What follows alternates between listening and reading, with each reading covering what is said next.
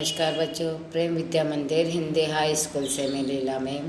कक्षा 7 पाठ 12 अंधेर नगरी।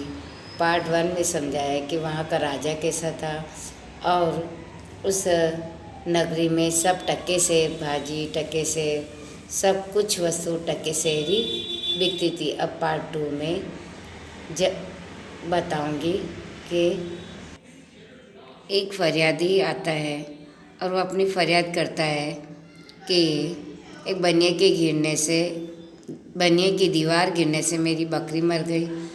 तो बनिए को बुलाता है। बनिए कहता है कि मेरा दोष नहीं है, कारीगर ने दीवार ही ऐसी बनाई। तो वो बनिए को छोड़कर कारीगर को बुलाता है। कारीगर कहता है कि मेरा इसमें कोई कसूर नहीं है, चुनने वाले ने चुना ही खराब बनाया। तो वो कारीगर को भी छोड़ के चुनने वाले को बुलाता है।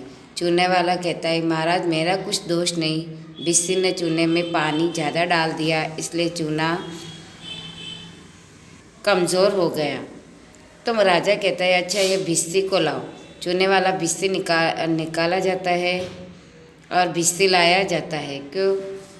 तो वहाँ से वापस भिस्ती को राजा कहता है क्यों भिस्ती इतना पानी क्यों डाल दिया कि इसकी दीवार गिर पड़ी और बकरी दबकर मर गई।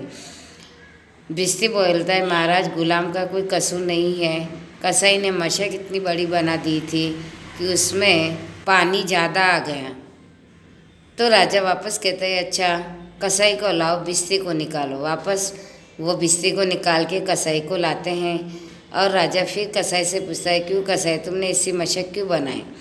फिर कसाई कहता है महाराज गधे ने टके शेर पर ऐसी बड़ी भेड़ मेरे हाथ बेची कि मशक बड़ी बन गई। तो राजा ने फिर कहा कि अच्छा कसाई को निकालो, गडरिया को लाओ। कसाई निकाला जाता है, गडरिया लाया जाता है। फिर राजा कहता है क्यों गडरिया ऐसी बड़ी भेड़ क्यों बेची।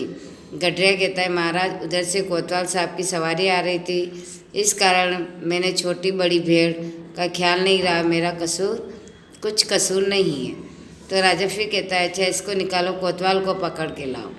गडरिया निकाला जाता है, कोतवाल को पकड़ कर लाता है। राजा फिर कहता है क्यों कोतवाल तुमने ऐसी शानदार सवारी निकाली कि गडरिया ने घबरा कर बड़ी भेड़ बेच दी।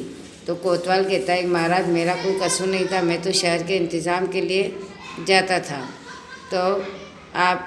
तो फिर मंत्री कहता आप यह तो बड़ा गजब हुआ, ऐसा न हो कि बेवकूफ़ इस बात पर सारे नगर को फूंक दे या फांसी दे दे कोतवाल से।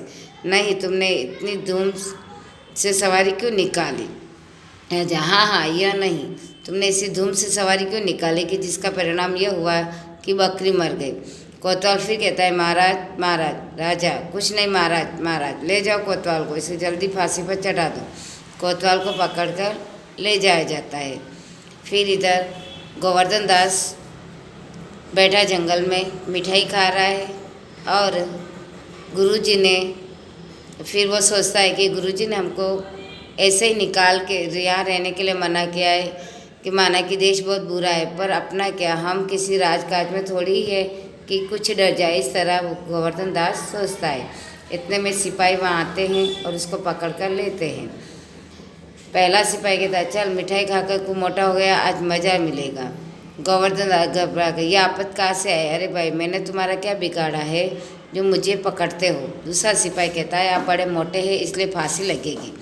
गोवर्धन दास कहता है मोटे होने से फांसी, ये कहाँ का न्याय है, अरे साधुओं से हंसी नहीं की जाती है। तो पहला सिपाही बोला जब सूली पर चढ़ जाओगे तब मालूम होगा कि फांसी है या हंसी, सीधी तरह चलते हो कि घसीट कर ले चले। गोवर्धन दास कहता बात क्या है, एक साधु आदमी को बिना बात के फांसी पर चढ़ाना चाहते हो। तो पहला सिपाही कहता है बात यह है कि कल कोतवाल को फांसी का हुक्म हुआ है। जब फांसी देने का समय आया तो फांसी का फंदा बड़ा निकला, क्योंकि कोतवाल साहब दुबले हैं। हम लोगों ने तय राजा से अर्ज की, इस पर हुक्म हुआ कि एक मोटा आदमी पकड़कर फांसी दे दो, क्योंकि मरने के अपराध में किसी न किसी को सजा होनी जरूरी, नहीं तो सच्चा न्याय नहीं होगा।